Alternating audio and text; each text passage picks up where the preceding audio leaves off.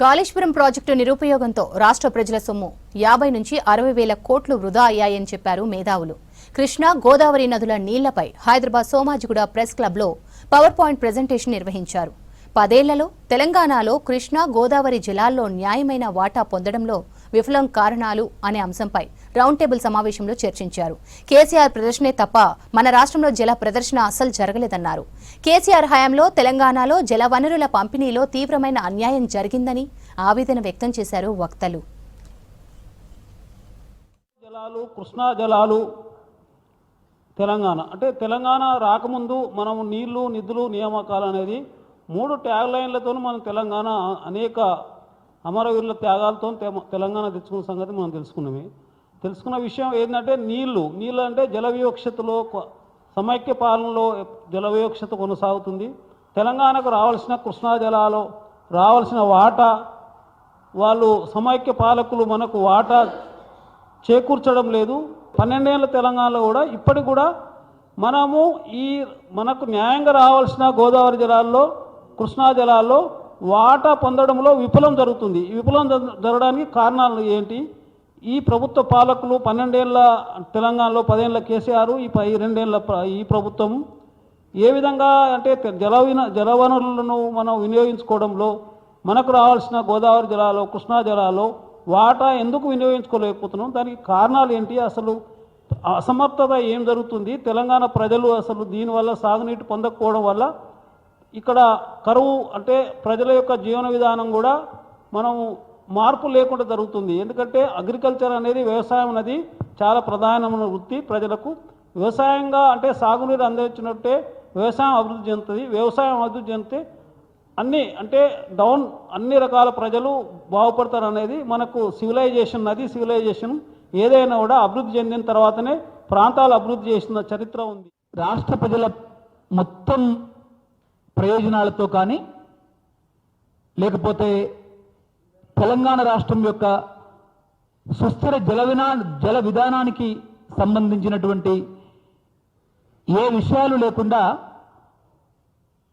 తెలంగాణ ప్రత్యేక రాష్ట్రం సాధించుకున్న తర్వాత గత 10 ఏళ్లలో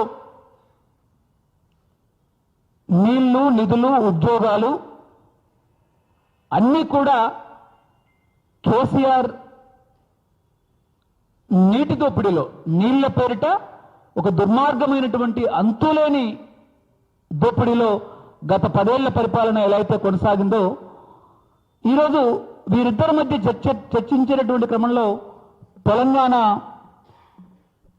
ఒక సుస్థిరమైనటువంటి నీటిపారుదల విధానానికి అవకాశం లేదు. తెలంగాణకు మొత్తం కేటాయించిన నీళ్ళెన్ని, ఉమ్మడి ఆంధ్రప్రదేశ్కు కేటాయించిన నీళ్ళెన్ని, మరి అందులో తెలంగాణ వాటా ఎంత? మరి కనీసం మనకు ఏదైతే వాటా ఉందో అందులో సగం కూడా మనం వాడుకుంటలేం. కొన్ని సందర్భాలు కేటాయించినటువంటి నీళ్లను కూడా మనం వాడుకోవడం లేదు అనేది చాలా స్పష్టమవుతున్న పరిస్థితి. ఎందుకు కేటాయించిన నీళ్లను వాడుకోవడం లేదు అని అంటే, ఏవైతే ప్రాజెక్టులు మనం ప్లాన్ చేసుకున్నామో ఆ ప్రాజెక్టులు పూర్తి కాలేదు. మహబూబ్నగర్ జిల్లా నల్గొండ సంబంధించిన ప్రాజెక్టులు కావచ్చు, ఆదిలాబాద్ జిల్లాకు సంబంధించిన ప్రాజెక్టులు కావచ్చు, ఇవి పూర్తి కాలేదు. ఎందుకు పూర్తి కాలేదు? కారణం ఏంటి? డబ్బులు లేవా? ప్లానింగ్ లేదా? తెలివితేటలు లేవా? అంటే బ్రహ్మాండమైన తెలివితేటలు ఉన్నాయి, బ్రహ్మాండమైన ప్లానింగ్ ఉంది. కేసీఆర్ తెలివితేటలకు కానీ రేవంత్ రెడ్డి తెలివితేటలకు కానీ తక్కువ ఏం లేదు. అక్కడ ఇంటెలిజెన్స్లో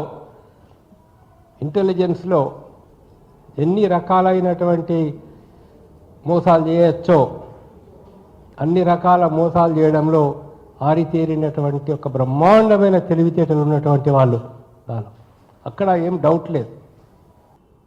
నీళ్ల విషయం మాట్లాడుకుంటే మనం ఆంధ్ర తెలంగాణ మాట్లాడుకుంటున్నాం, కానీ తెలంగాణ ఏమిటి అనే సంగతి మాట్లాడుకోవడం లేదు. తెలంగాణలో గోదావరిలో 963 టీఎంసీలు ఉన్నాయి. అవి ఉపయోగించుకునే ప్రణాళికను తెలంగాణ రూపొందించుకోలేకపోయింది. ఎందుకనే ప్రశ్న మొత్తం తెలంగాణ వేసుకోవడం లేదు. మనం ఏం చేస్తున్నామంటే ఒక విషయం ముందుకు వచ్చినప్పుడు 10 విషయాలు కలగాపులగం చేసుకుంటున్నాం. తెలంగాణ వచ్చి 11 ఏళ్ళు అయితే కూడా ఇప్పటివరకు సార్ ఏపీ ఏర్పడ్డ తర్వాత ఏపీలో ఒక 2 ఇంజనీర్లు కలిసి అసలు ఆంధ్రప్రదేశ్కు ప్రతి డ్రాప్ వాటర్ ఎక్కడి నుంచి వస్తాయి, ఎక్కడ పారుతున్నాయి, ఏమవుతున్నాయని పుస్తకాలు తయారు చేసిండ్రు వాళ్ళు. తెలంగాణలో ప్రతి చుక్క నీళ్లు ఎక్కడొస్తున్నాయి, ఎక్కడ కురుస్తున్నాయి, ఆ 650 మహబూబ్నగర్లో కురిసేవైనా, 1050 ఆదిలాబాద్లో కురిసేవైనా, ఈ మొత్తం నీళ్లు ఎన్ని చుక్కల నీళ్లు దొరుకుతున్నాయి, ఏ నదితోటి దొరుకుతున్నాయి అనే లెక్కలు 11 ఏళ్ళు అయితే తయారు చేయలేదు. ఇది విడిగా ఇంజనీర్లు చేయలేరు, వాళ్ళకి అంత అఫోర్డబిలిటీ లేదు. గవర్నమెంట్ ఈ పని పూనుకొని కొద్దిమంది టీం వేసి చేసి ఉండాల్సింది, అది చేయలేదు. అందువల్ల మనకేం తెలియదు. ఆంధ్ర తెలంగాణ ఉద్యమం జరిగేటప్పుడు ఈ గోదావరి కృష్ణా జలాల విషయం కూడా ప్రధానంగా ప్రాముఖ్యత వహించింది. తెలంగాణలో అప్పటికే ఆంధ్రప్రదేశ్ వేరుపడక ముందు 44 లక్షల ఎకరాలు పారకం ఉంటుండే. దాని తర్వాత వైఎస్ రాజశేఖర రెడ్డి పీరియడ్ లోపల 33 ప్రాజెక్టులు, 55 లక్షల ఎకరాలు. ఆ ప్రాజెక్టులను కంప్లీట్ చేయకుండా ఈ తెలంగాణ వచ్చిన తర్వాత ఏంటంటే ప్రభుత్వంలో ఉన్న ఇంజనీర్లను పనిచేయనీయకుండా, ప్రభుత్వ అధికారులను పనిచేయనీయకుండా, ప్రభుత్వాధినేతల అప్పుడు కేసీఆర్ కావచ్చు, ఇప్పుడు రేవంత్ కావచ్చు, వాళ్ళే ప్రాజెక్టులని డిజైన్ చేయడం జరుగుతుంది. ఇప్పుడు మనం కాళేశ్వరం చూసాం. కాళేశ్వరం ఇప్పుడు కూడా పదే కేసీఆర్ నా రక్త మాంసాలతోటి, నా మెదడుతోటి రంగరించి ఈ ప్రాజెక్ట్ని తయారు చేసిన అన్నాడు. ఇప్పుడు ఆ ప్రాజెక్టు గురించి వెళ్ళి పూర్తిగా డీటెయిల్స్ అయితే అవసరం లేదు. దాని గురించి వెళ్ళి తెలంగాణకు జరగాల్సినంత నష్టం జరిగింది. దానివల్ల ప్రయోజనం కంటే తెలంగాణకి నష్టం ఎక్కువ. 300 టీఎంసీలు భూపాలపట్నం ప్రాజెక్టు కడితే, హైడ్రోలు ప్రాజెక్ట్ కడితే రెగ్యులేటెడ్ వాటర్ అది 300 టీఎంసీలు యాడ్ అవుతుంది. అది కట్టక ముందే అది వస్తుందనుకొని కడతారనుకొని 1480 టీఎంసీలకు ప్రాజెక్టులు కట్టుకుంటున్నాం మనం. కంబైన్డ్ ఏపీకి. పోలవరంకు నీళ్లు దొరకవు, ధవళేశ్వరం కూడా నీళ్లు రావు. అంటే ఒకవేళ మనం 1000 టీఎంసీలో మనం వాడుకుంటే ఇంకా 173 టీఎంసీలే ఉంటాయి బ్యాలెన్స్. కాబట్టి ఆంధ్ర అంటే అందుకే ఈ కుట్ర ఏంటంటే కాళేశ్వరం కానీ ఏది కానీ ప్రాజెక్టులో నీళ్లు వీళ్ళు వాడుకోకుండా చేయాలి, ఈ ప్రాజెక్ట్ని ఫెయిల్ చేయాలి. ఇది పెద్ద కుట్ర తెలంగాణ వచ్చిన తర్వాత. 750 టీఎంసీస్ మనకు ప్రొసీడింగ్ అక్కడ రెడీగా ఉంది, ప్రొసీడింగ్స్ నడుస్తున్నాయి. అది వస్తే మనకు 750 టీఎంసీ వస్తాయి. అంటే 1000 టీఎంసీలు కృష్ణాలో కూడా మనం వాడుకోవచ్చు, 1000 టీఎంసీలు గోదావరిలో వాడుకునే హక్కు ఉంది మనకు. ఆల్రెడీ 954 ఉంది, ఇంకొక 36 మనం అక్రమంగా కూడా వాడుకోవచ్చు. ఒక 1000 టీఎంసీలు 1000 టీఎంసీలు ప్లాన్ చేసుకోవచ్చు. ఇప్పుడు మనకు ఇప్పుడు పాలమూరు రంగారెడ్డిలో 25 కోట్లు ఖర్చు పెట్టాం, దానికి ఏం లేదు, హైడ్రాలిక్ క్లియరెన్స్ ఏం లేదు, అయినా ఖర్చు పెట్టాం.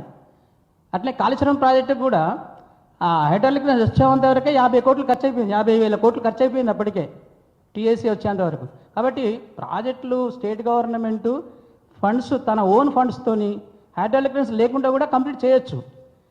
ఒకవేళ హైడ్రాలిక్ క్లియరెన్స్ ఉన్నట్టు అయితే మనకు సెంట్రల్ నిధులు కూడా వస్తాయి, అది మనం కోల్పోతున్నాం. ఆంధ్ర తెలంగాణ పొత్తున్నప్పుడు మన తెలంగాణ మనకు కావాలని అన్నప్పుడు పాలమూరు నుంచే తెలంగాణ వచ్చింది.